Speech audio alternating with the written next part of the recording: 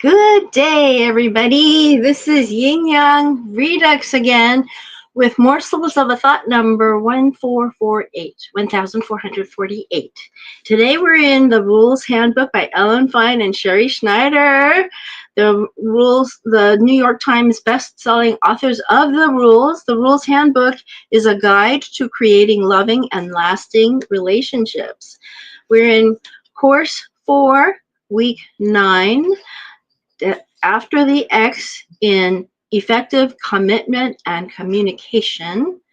And what we need to do is discuss to tell everyone to cut you off when you talk about your ex. Everyone, your friends. Day 256. You know how a bartender will cut off a customer who is drinking too much? Ditto with getting over an ex. If you are obsessed with your ex, tell yourself and everyone you know to cut you off the second you talk about him. Don't think that talking about him is therapeutic anymore. After a certain point, it becomes addictive and destructive, not to mention boring to everyone who knows your story.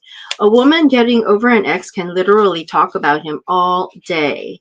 She's like a runaway train. Just when you thought she was over talking about him, she has one more theory on the breakup that she forgot to mention, one more insight that she thinks will shed light on the whole situation, one final piece of the puzzle that needs to be discussed, one critical plan that needs to be executed, one more conversation that needs to be had with him or his mother or sister or best friend or roommate or therapist, one more accidental running into him scenario that needs to be worked out, that's stalking, one more text or email that needs to be sent, one more item of his that she needs to return or item of hers that she must get back ASAP. It's endless and futile and sad. So ask everyone to cut you off and take you out to a bar or singles event or party so you can get out of your head and into reality and maybe meet someone new. Now, you know, the thing about that's stalking, that's the truth. I had a guy who he would put music on my phone, 5 minutes of music, and then after we broke up, there was one time I called and he had a roommate.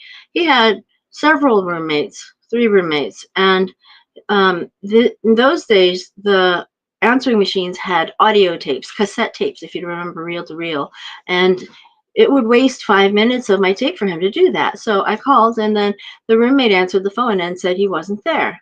And so I said, "Oh, do you mind if I leave a message on the answering machine for him instead of giving you a message?" And he said, "Okay, sure." So we hung up, and then I leave a message on his machine saying, "Okay, Joseph, it's time for you to stop." I mean, my exact words were more like, you know, how you've told me before that you've left music on my answering machine, and now I'd like you to stop doing that. And then I hung up. And that was the first time I ever hung up without saying goodbye on a phone call, because I felt like, ooh, my statement, it's so powerful, you know? And I bet that roommate that now knew he was crazy. So we don't know what happened. But don't be delusional. Day 257 is don't be delusional. Hoping your ex will return is not only a waste of time, but often leads to depression, anxiety, and an inability to focus on work, interests, and other relationships. You tell yourself, I know he wants to be with me, but has commitment issues. I know he will eventually come around. Maybe I should send him another text. Are you ready to stop pining over your ex and living your life? Women who obsess over their exes are living in the past, frozen in time.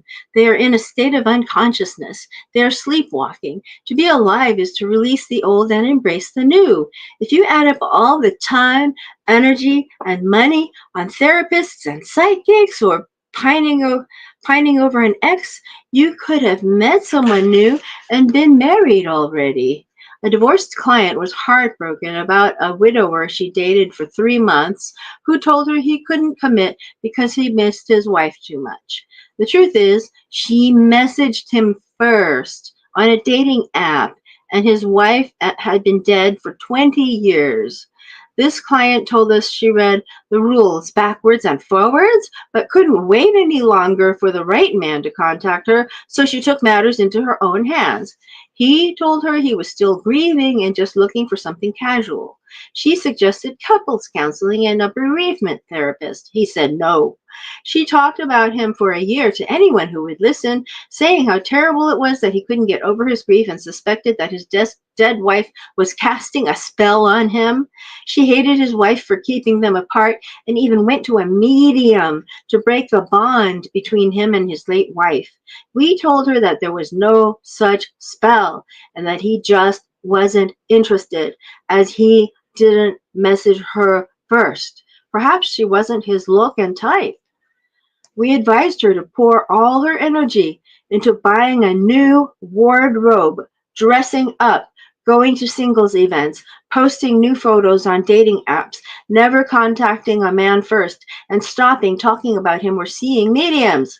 She felt like she was going to die because the ex withdrawal was so great, but she was desperate to get married and listened to our advice. 6 months later, she met another guy who spoke to her first, and she is now engaged.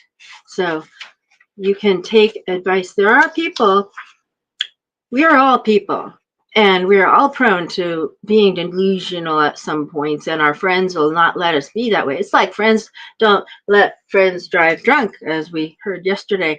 Friends don't let friends drive drunk. And so friends don't let friends obsess. Friends don't let friends do stalking shit. Excuse me. And friends don't let friends obsess over an ex. So this says, tell everyone to be who is your friend to cut you off. So, hey, if I talk about so and so again, please cut me off. And I was like that with a guy that I broke up with, and I was talking about him and talking about him and talking about him and talking about him. And then one of my friends, her later now husband, at that time was still not engaged with her, I think. But they were living together, but they wound up getting married. But that's a whole different story. He said to me, don't talk about him anymore. And then I was going to say, and then he said, don't talk about him anymore. So he was actually being a friend. At that time, I was slightly resentful. Like, who are you to tell me? You're my friend's friend, And then later I said, he was right. Because then that didn't rent space in my head anymore. You're renting space to somebody that doesn't even care about you. So don't be delusional. Okay, so here we are. And I seek to inspire, impart, entertain a little, and give you morsels of a thought of wisdom to know the right thing to do.